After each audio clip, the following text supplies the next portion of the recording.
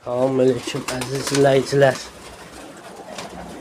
Mən gəlib düşüb Allah'ın ayağında kapron üzüyü de var ya, acından öldü.